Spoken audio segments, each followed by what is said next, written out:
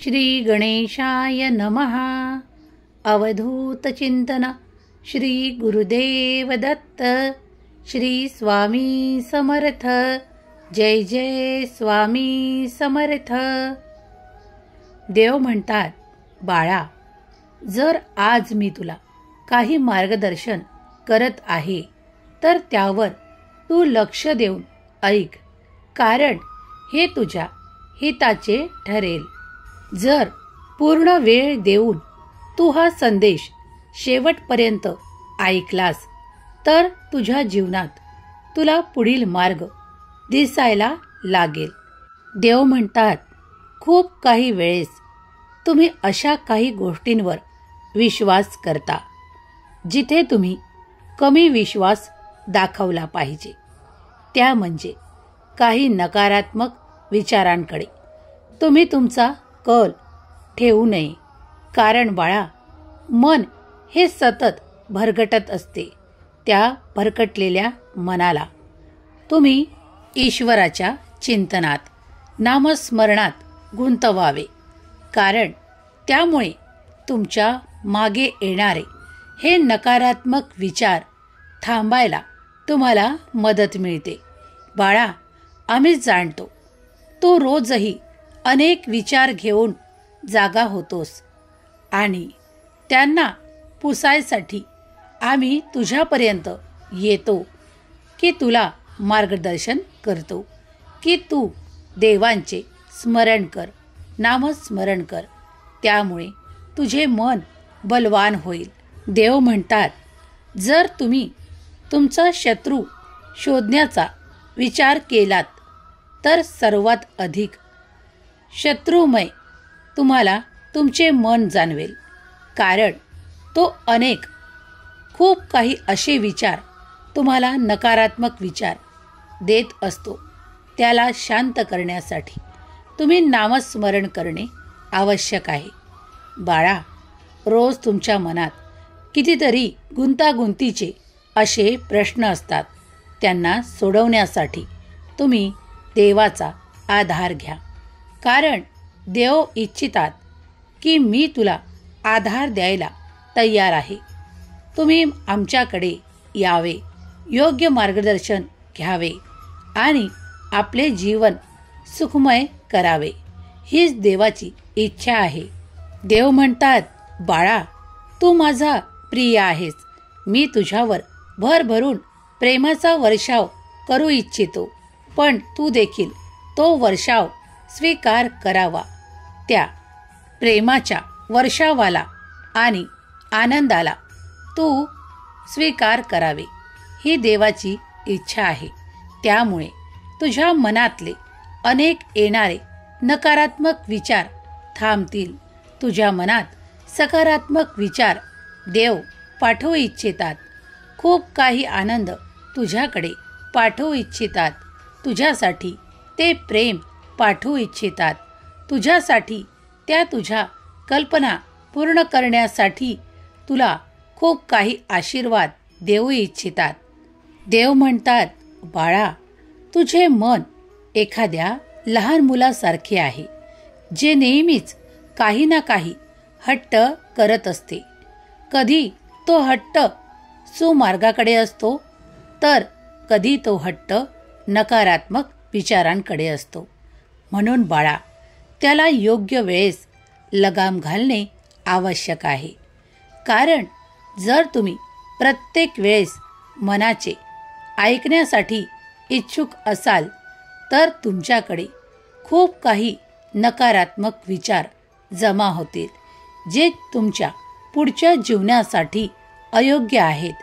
बाळा, तेव्हा देवांची इच्छा आहे की तुम्ही त्याला योग्य वेळेत ते सकारात्मक विचार पुरवावे.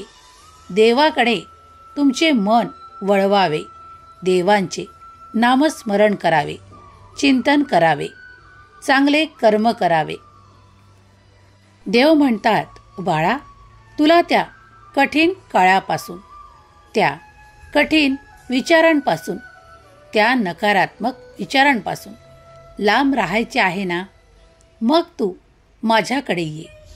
मी तुला मनाला शांती प्रदान करेल. मी तुला ते साहस प्रदान करेल ज्यामुळे तुझ्या जीवनात उत्साह येईल, आनंद येईल. बाळा, देव इच्छितात की तुम्ही त्यांचे चिंतन करावे, त्यांचे नामस्मरण करावे. त्यामुळे तुम्हाला मनाला एक शांतीचा अनुभव प्राप्त होईल. तुम्हाला ते धैर्य दिल्या जाईल ज्यामुळे तुम्ही तुमचे कठीण कार्यही अगदी सोप्या पद्धतीने करू शकाल. होय बाळा, देवांजवळ ते सामर्थ्य आहे जे तुम्हाला ते देऊ इच्छितात आशीर्वादांच्या रूपाने. देव म्हणतात, तुझ्या मनात सकारात्मक विचार आण. बाळा, जर तू अध्यात्माकडे वळला तर तुला खूप काही असा आनंद प्राप्त होईल जो तुला कुठेही प्राप्त होणार नाही. तुझे मन तुला शांततेने परिपूर्ण पाहिजे आहे ना? तुला खूप काही आनंद प्राप्त करायचे आहेत ना? मग ईश्वराचे चिंतन कर, ईश्वराचे मनन कर. देव म्हणतात, तुला कितीतरी भयभीत करणारे विचार येणे थांबतील. तुझे दुःख नष्ट करण्याची सामर्थ्य फक्त देवांकडे आहे. त्यामुळे तुम्ही देवांकडे वळावे, ईश्वर चिंतन करावे. ईश्वर, परमेश्वर तुम्हाला ते काही आनंद देऊ इच्छितात ज्यासाठी तुमचे मन तरसत आहे. तुमच्या मनात खूप काही असे विचार आहेत की ते सुख मला मिळावे, तो आनंद मला मिळावा. ते देण्याचे सामर्थ्य फक्त देवांकडे आहे. तेव्हा तुम्ही देवाचे ध्यान करावे, देवाचे चिंतन करावे. तुम्ही जे इच्छिता ते देव तुम्हाला देऊ इच्छितात. त्यासाठी तुम्ही देवाचे नामस्मरण करणे हे तुम्हाला देवाच्या अधिक जवळ आणतील. देव म्हणतात, माझ्या प्रिय बाळा, मी तुला कधी एकटे सोडले नाही आणि कधी एकटे सोडणार नाही. त्यामुळे आता भयाचे आणि दुःखाचे काही कारण नाही, कारण मी तुझ्या जवळ आहे. मी तुला प्राप्त आहे. तुझ्या ज्या काही सुप्त इच्छा आहेत त्या तू माझ्याकडे बोलून दाखवाव्या आणि त्या मी तुला आशीर्वादाच्या रूपात देईन. देव म्हणतात, माझ्यावर पूर्ण विश्वास करा, कारण मी तुमचा परमात्मा आहे, परमेश्वर आहे. तुम्ही आम्हाला ब्रह्मांडधीश म्हणताना मग आमच्यावर पूर्ण विश्वास करा. तुम्ही आम्हाला पूर्ण समर्पण करा. तेव्हा आम्ही तुमची रखडलेली कार्य पूर्ण करू इच्छितो, कारण तुम्ही त्यासाठी खूप काही संघर्ष केला आहे.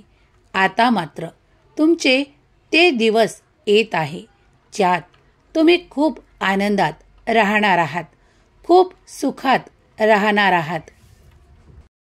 देव म्हणतात, अरे, तुझ्या मनात जे काही सुप्त विचार आहेत त्यांच्याही पलीकडे मी तुला खूप काही आशीर्वाद द्यायसाठी आलो आहे.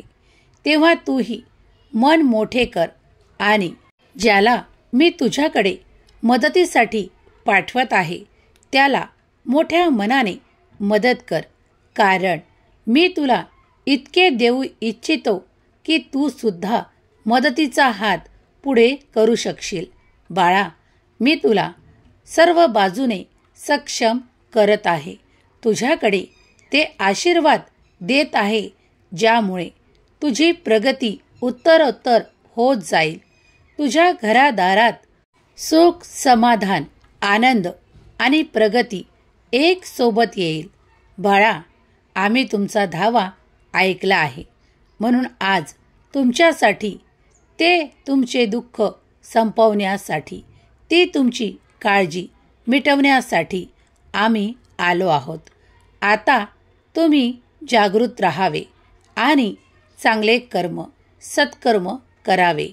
देवाची इच्छा आहे की मी तुझ्याकडून खूप काही अशा गोष्टी करून घेणार आहे ज्यामुळे तुझ्या पदरात पुण्य अधिक प्राप्त होईल. बाळा, तेव्हा तूही तयार राहा, कारण तुझ्याकडे ते भरभरून सुख, ते भरभरून आशीर्वाद चमत्कारांच्या रूपात ईश्वर पाठवू इच्छितात. कारण तुझा धावा ईश्वराने स्वीकार केला आहे. तेव्हा आता निश्चिंत हो बाळा. तुझी जी काळजी आहे ती येत्या काळात संपुष्टात येणार आहे. तुझ्यासाठी ते चमत्कार आता व्हायला सुरुवात होईल. तू या क्षणापासून त्यांचा अनुभव करशील. देव म्हणतात, बाळा, तू माझा प्रिय बाळ आहेस. मी तुझ्यासाठी खूप काही करू इच्छितो. तूही माझ्याकडे यावे. तुला जे लागते ते आनंदाने माझ्याकडे मागावे.